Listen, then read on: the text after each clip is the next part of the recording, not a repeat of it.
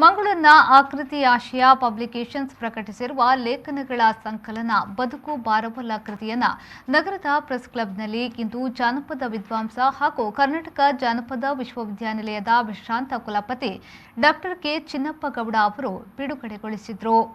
ಮಂಗಳೂರು ವಿಶ್ವವಿದ್ಯಾನಿಲಯದಲ್ಲಿ ಅಧೀಕ್ಷಕರಾಗಿ ಸೇವೆ ಸಲ್ಲಿಸುತ್ತಿರುವ ಹರೀಶ್ ಕುಮಾರ್ ಕುಡ್ತಡ್ಕ ಅವರ ಚೊಚ್ಚಲ ಸಾಹಿತ್ಯ ಕೃತಿ ಇದಾಗಿದ್ದು, ಬದುಕು ಬಹಳ ತೂಕದಾಗಿದ್ದು ಅದನ್ನು ಕಡೆಗಣಿಸಬಾರದು ಎಂಬ ಆಶಯವನ್ನ ಈ ಕೃತಿಯಲ್ಲಿ ಓದುಗರ ಮನಮುಟ್ಟುವಂತೆ ಬರೆಯಲಾಗಿದೆ ಎಂದು ಡಾಕ್ಟರ್ ಚಿನ್ನಪ್ಪಗೌಡ ಹೇಳಿದರು.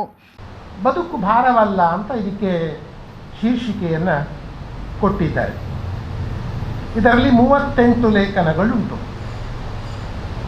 ಅವರೇ ಹೇಳಿದ ಹಾಗೆ ಸುಮಾರು 20 ವರ್ಷಗಳ ಅವಧಿಯಲ್ಲಿ ಅವರು ಬರೆದ ಒಂದು 50 ಲೇಖನಗಳಲ್ಲಿ ಆಯ್ದು 38 ಲೇಖನಗಳನ್ನು ಇಲ್ಲಿ ಸಂಕಲಿಸಿ ಕೊಟ್ಟಿದ್ದಾರೆ. ಇದಕ್ಕೆ ಬದುಕು ಭಾರವಲ್ಲ ಅಂತ ಒಂದು ಹೆಸರನ್ನು ಕೊಟ್ಟಿದ್ದಾರೆ. ಇದು ಸ್ವಲ್ಪ ನಾನು ಅದರ ಸೂಕ್ಷ್ಮ ಹೇಳಬೇಕು. ನಮ್ಮಲ್ಲಿ ಭಾರ ಅಂತ ಒಂದು ಶಬ್ದ ಇದೆ, ತೂಕ ಅಂತ ಒಂದು ಶಬ್ದ ಇದೆ. ಭಾರ ಬೇರೆ, ತೂಕ ಬೇರೆ. ಬದುಕು ಬಹಳ ಭಾರವಾಗಿದೆ, ಅವನ ಹೆಜ್ಜೆ ಬಹಳ ಭಾರವಾಗಿದೆ ಅಂದರೆ ಒಂದು ಅರ್ಥ. ಅವನು ಬಹಳ ತೂಕದ ಹೆಜ್ಜೆ ಇಡ್ತಾ ಇದ್ದಾನೆ, ಅವನ ಮಾತು ಬಹಳ ತೂಕದ್ದು, ಅವನ ವೇಷ ಇದೆಲ್ಲ ಬಹಳ ತೂಕದ್ದು ಅಂತ ಹೇಳುವ ಒಂದು ಅರ್ಥ ಬೇರೆ. ಇದು ಬದುಕು ಭಾರವಲ್ಲ ಅಂತಂದರೆ ತೂಕದ ಬದುಕು, ಇದನ್ನು ಕಡೆಗಣಿಸಬಾರದು.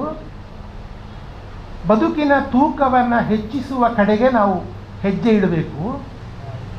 ಬದುಕಿನ ತೂಕವನ್ನು ಕಡಿಮೆ ಮಾಡುವ ಏನೇನು ನಮ್ಮ ಸಂಗತಿಗಳು ಸುತ್ತಮುತ್ತ ಇದೆಯೋ ಅವುಗಳ ಬಗ್ಗೆ ಎಚ್ಚರ ವಹಿಸಬೇಕು ಎನ್ನುವ ನಿಲುವಿನಿಂದ ಈ ಲೇಖನಗಳಿವೆ.